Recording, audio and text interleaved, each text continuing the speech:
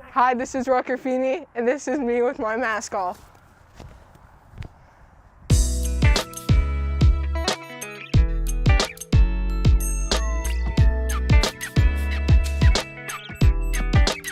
It's going pretty good. There's been some ups and downs, but we're still getting through it.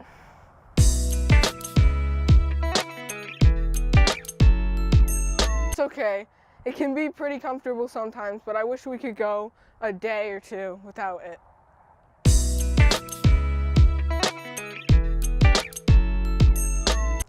Online school, it was pretty fun. I could FaceTime my friends, help them with their schoolwork, and they could help me with mine. So it was pretty fun.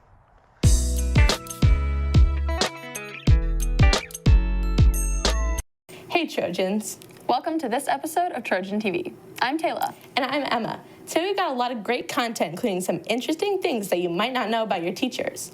Another sports update from Jordy, and scoop on what's happening with our STEM classes. So let's get this episode started.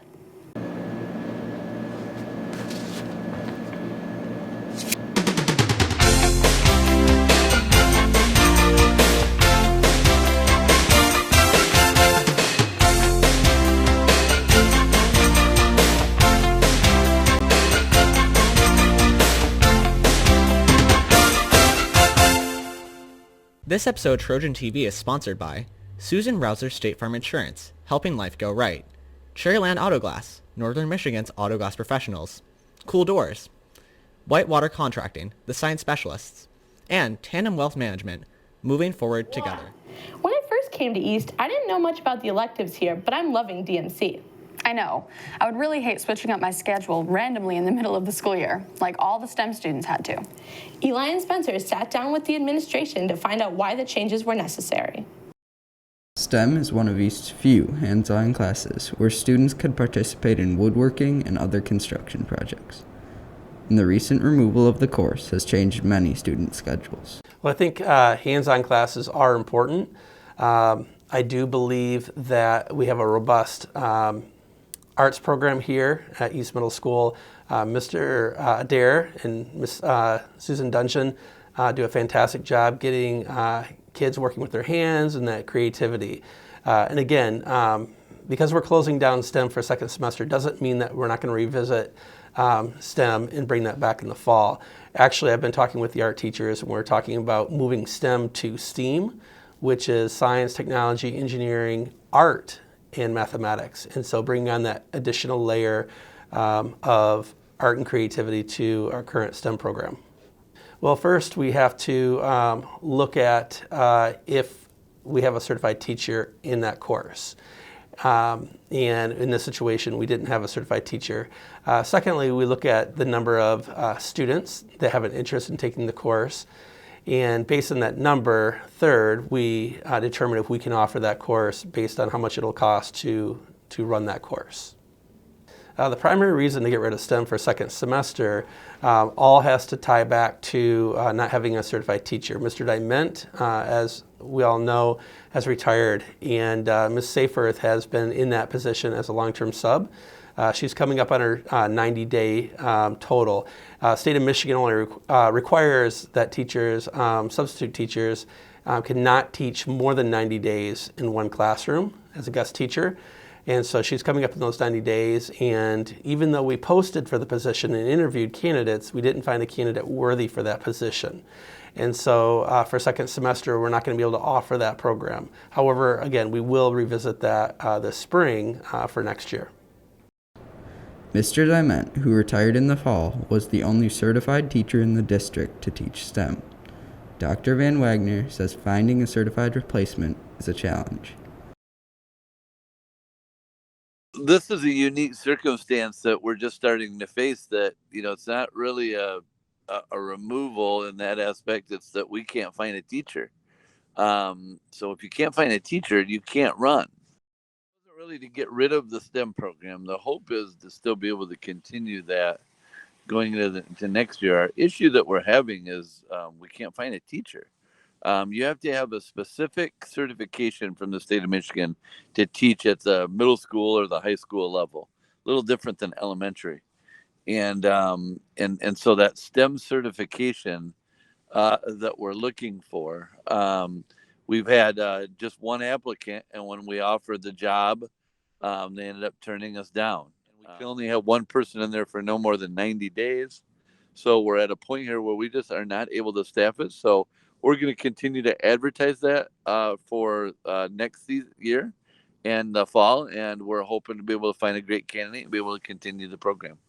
This has been Eli and Spencer reporting for Trojan TV. Thanks, guys.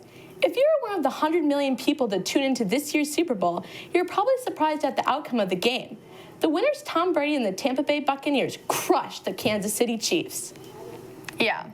I mean, didn't Ethan predict that Tom Brady was going to get destroyed? Let's go back and take a look at a clip from last week's show. See you next week after Tom Brady gets destroyed. Well, Emma, I think what Ethan meant to say was that Tom Brady would destroy. Yeah, Tom Brady is the GOAT for a reason, Ethan. Let's find out how the Bucs and Brady were able to pull it off in such a big way with Jordy's Sports Report. Hi Trojans, Jordy here with another sports update, and ladies, you were correct. Ethan was a little bit off the mark. Let's take a look at what happened in Sunday's Super Bowl. The secret to the Bucs' incredible success was in their defense. In their 2-week preparation for the game, they changed their style of defense to target the passing game and Patrick Mahomes, while the Bucs' offense went to their tight ends to get around the KC defense. This was the first game where Mahomes didn't throw a touchdown, and the Chiefs' defense had such a hard time containing the offense that they took 120 yards of penalties. The rest is history, with a final score of 31-9. So if you were a Chiefs fan, this Super Bowl was kind of a snooze fest, and your only points came from field goals, and even the halftime show left most of us sleepy. So far, Brady has not discussed retirement and appears to be ready to lead the Bucs again next year. That's all for this Trojan TV Sports Report. Back to you. Thanks, Jordy. So, Emma, have you noticed we haven't had a full week of school since January 4th? I know, it's crazy. We have some more short weeks ahead, including next week with no school on Monday and again on Friday so teachers can get their second COVID-19 vaccination. All the days off make it hard to believe that it's mid-February already. And Valentine's Day is Sunday. Let's take a look at this fun-loving holiday in our latest This Day in History episode.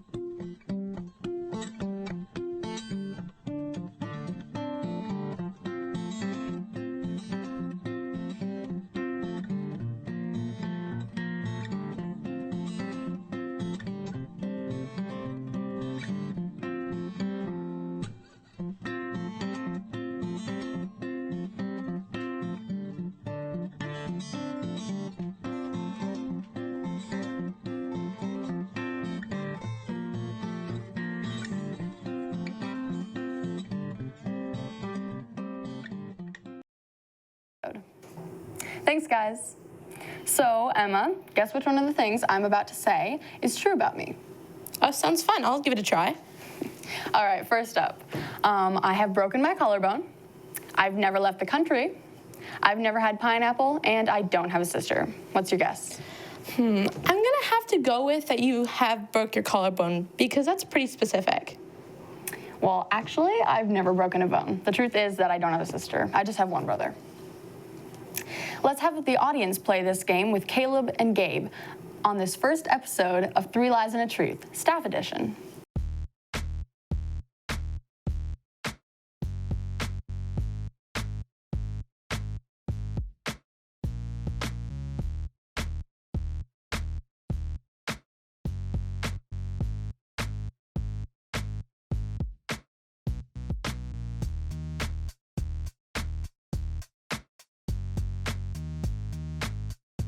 And that happened when I was teaching 2nd grade, actually. I got really sick all of a sudden during the day, and I thought I just had the flu. And I waited all night to do anything about it. And I had really severe pain and ended up having to go to the emergency room and having surgery the next day.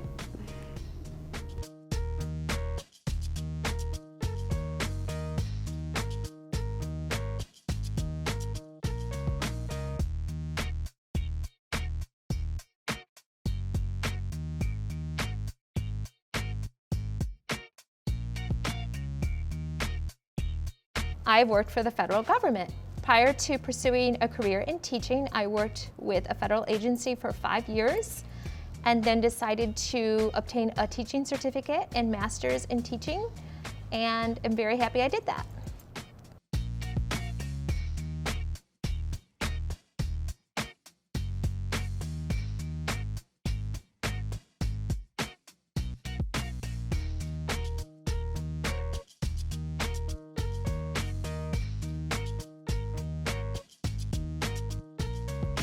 There's a fun story to go with it. So you're harnessed in and you're wearing a dry suit, and what they do is they hook you up to a carabiner and a drop line, and they have you feet first, like drop off from a rack. And so we did 3 different steps, and then in the last step, they dropped me straight into the big pool of water, so it's mountain water. And it was great, and all my friends and I, we survived the whole thing, and we went walking down the trail at the end of it. And I hit a root that was sticking out from a tree, and I completely fell and wiped out. So I can rock rappel well, but apparently I can't walk well.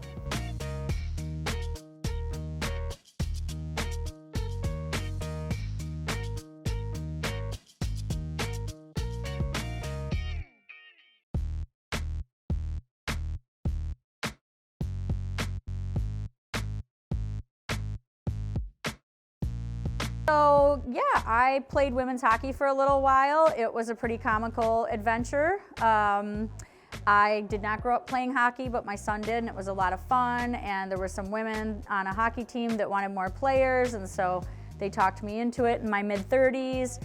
And so I literally learned to play hockey without even knowing how to ice skate. So if you can imagine what that probably looked like, that's pretty much what it looked like. It was pretty funny and painful, but I loved the game. It was a great exercise and a ton of fun, and I had a whole new appreciation for how hard my son was working on the ice every time I would yell at him during a game or during a practice, like probably lots of your parents do. So anyways, that's my truth. And I do love Metallica, and I wish I'd seen them 25 times, but I haven't.